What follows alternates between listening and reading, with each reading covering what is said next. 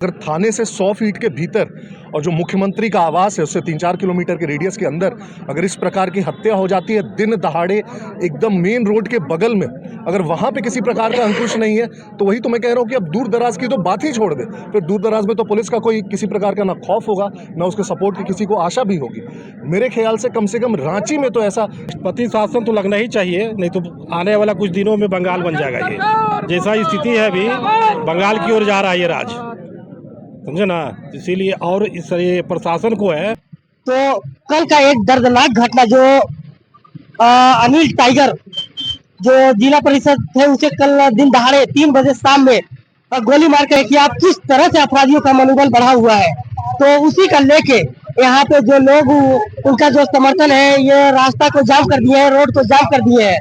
और लोगों का ये कहना है कल से सवाल जीवनजीत मिर्जा रातू पश्चिमी मंडल का एससी अध्यक्ष, और हम लोग बहुत परेशान हैं यहाँ का विधि व्यवस्था कानून लॉ एंड ऑर्डर से कि आज उनका होली खेला जा रहा है। दिन दहाड़े कोई भी व्यक्ति खड़ा हो उसको जान से मारने का धमकी और गोली मार दिया जाता है। इसे हम लोग सभी कोई नेता वर्ग के आदमी, खास करके व्यवसायी वर्ग के आदमी को बहुत डर है। इसे हम लोग सीधे प्रशासन से मांग करते हैं और हमारे यहाँ की विधि व्यवस्था सीएम से भी मांग करते हैं कि ऐसा व्यवस्था को गड़बड़ाने का। देखिए आए दिन रांची में देखिएगा कि प्रत्येक दिन किसी न किसी को गोली मारा जा रहा है, तो विधि व्यवस्था कहीं न कहीं ढीलापन है। हेमंत सोरेन के राज में देखिएगा अपराधी बेखौफ किसी को भी जिसको चाहे जहां चाहे गोली मार दे रहा है। इसलिए आम जनता को भी पूरा असहाय महसूस हो रहा है कि सुरक्षा हम लोग कैसे पाए। उसी के विरोध में आज रांची भी बंद किए हैं और आप देख सकते हैं कि हम लोग जरूरी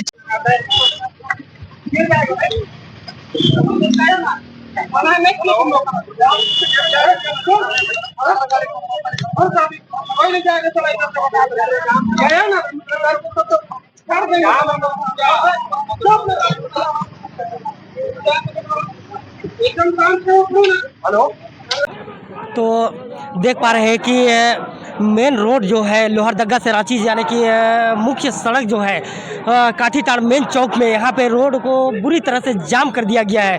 और जाम इसलिए किया गया है कि जो कल अनिल टाइगर जो जिला परिषद है उसे गोली मार के दिन दहाड़े हत्या कर दिया जाता है। इसी वजह से देख पा रहे हैं कि यहाँ पर ही पूरा बुरी तरीके से यहाँ पे जाम कर दिया है उसी की तरह से। और यहाँ पे कुछ नाराबाजी भी हो रहा है और यहाँ पर ही जो लोग उनका समर्थन बता दीजिए। मेरा नाम मृत्युंजय शर्मा है, मैं भाजपा का प्रदेश का चुनाव तो प्रबंधक। क्या लगता है कि सर जिस तरह एक जो समाज सेवी है जो लोगों का रक्षा करती है उसी आदमी को दिन दहाड़े अगर गोली मार दिया जाता है तो इसे आप कैसे देखते हैं? बहुत बुरी स्थिति है। कानून व्यवस्था की जो स्थिति है अभी राज्य में वो इतनी दयनीय है कि किसी को भी कहीं भी रांची में इतनी सारी गोलीबारी की घटनाएं हो चुकी है पिछले कुछ दिनों में, इतनी सारे हत्याएं हो चुकी है। और बताइए एक ऐसे व्यक्ति की जो इतना बड़ा नेता है, जो एक समाज का प्रतिनिधित्व करता है, अगर उसकी दिन दहाड़े कांके के बीच बाजार में हत्या कर दी जाती है तो मुझे लगता है फिर कोई भी व्यक्ति पूरे राज्य में और राज्य की राजधानी में सेफ नहीं है। अगर कोई व्यक्ति सेफ नहीं फील कर सकता है राज्य की राजधानी में तो बाकी राज्य का क्या हाल होगा आप समझ सकते हैं। तो मेरे ख्याल से कानून व्यवस्था की बदतर स्थिति है। इस राज्य सरकार को जिम्मेदारी लेनी चाहिए इस चीज़ की। हर एक दिन हमें किसी न किसी की हत्या की खबर सुनने को मिलती है। कभी कोई कोयला कारोबारी है, कभी कोई आम बिजनेसमैन है, कभी किसी को गोली मार दी जाती है। और राज्य के एक ऐसे व्यक्ति को जो नेता है और लोगों का प्रतिनिधित्व कर रहा है, अगर उसकी भी हत्या हो जाती है तो आम लोगों का क्या होगा। तो मुझे लगता है कि राज्य अपने सबसे निम्नतम स्तर पर चली गई है। अभी भी कम से कम इसको जागना होगा। अगर ये नहीं जागेगी तो राज्य जंगल राज की ओर जा रहा है। थाने से 100 फीट के भीतर और जो मुख्यमंत्री का आवास है उससे 3-4 किलोमीटर के रेडियस के अंदर अगर इस प्रकार की हत्या हो जाती है दिन दहाड़े एकदम मेन रोड के बगल में, अगर वहाँ पे किसी प्रकार का अंकुश नहीं है तो वही तो मैं कह रहा हूँ कि अब दूर दराज की तो बात ही छोड़ दे। फिर दूर दराज में तो पुलिस का कोई किसी प्रकार का ना खौफ होगा ना उसके सपोर्ट की किसी को आशा भी होगी। मेरे ख्याल से कम रांची में तो ऐसा 1 महीना भी नहीं गुजरा है पिछले जब से ये सरकार बनी है जिसमें किसी न किसी व्यक्ति पे गोलीबारी नहीं हुई है, किसी की हत्या नहीं हुई है। तो कम से कम 1 महीना तो हमें शांति का वैसा दे दे जब सुनने को मिले कि हाँ इस महीने में किसी की हत्या नहीं हुई है। अत्यंत बदतर स्थिति है। तो किस पे भरोसा किया जा सकता है, कैसे चलेगा ये? त्योहारों की तो और भी बदतर स्थिति है। जितने भी हिंदू त्योहार हैं आप देख लीजिए, ये सरकार 3 महीने से बनी हुई और 3 बड़े त्योहार हुए हैं। उसमें सरस्वती पूजा में आप देख लीजिए रामगढ़ में हुआ पथराव, तो जो जा रही थी वहाँ पे प्रोसेशन। आप देख लीजिए इचाक में फिर महाशिवरात्रि पे पथराव होता है, अभी मंगला जुलूस पे हजारीबाग में पथराव होता है, अभी रामनवमी आने वाली है। 3 महीने में 3 हिंदू के पर्व और तीनों पर पथराव।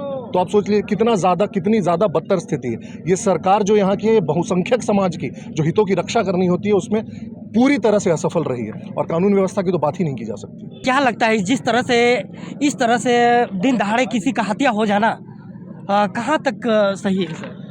देखिए, आपका चैनल को बहुत बहुत जोहार है। देखिए, आज झारखंड सरकार कहीं न कहीं बहुत कमज़ोर सरकार बनी हुई है।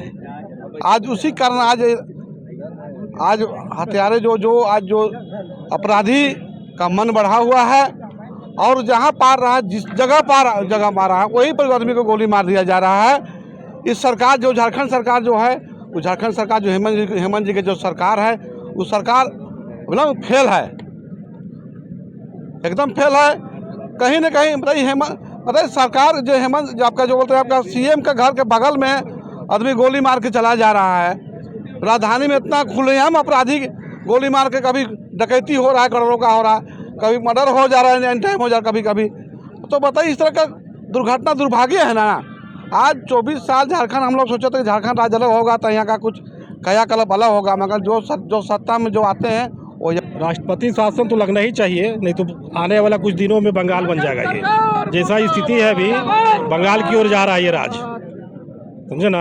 इसीलिए और ये प्रशासन को है कि तुरंत स्पॉट एकदम फैसला होना चाहिए। डर नहीं है, डर जो है ना, डर होना चाहिए, वो डर नहीं है अपराधी लोग में। कल एक अपराधी भी पकड़ा गया। पकड़ने से क्या होगा, सब संरक्षण फिर छूट जाएगा 6 महीने बाद। तुरंत स्पॉट उसका फैसला होना चाहिए। तो क्या होना चाहिए? डर पैदा हो, इनकाउंटर जैसे देखिए यूपी में हो रहा है, वैसे यहाँ होना चाहिए। योगी राज, हाँ, योगी राज आना चाहिए, तब होगा। ऐसे नहीं चलेगा, नहीं तो लोग आम पब्लिक यहाँ पिसाएंगे।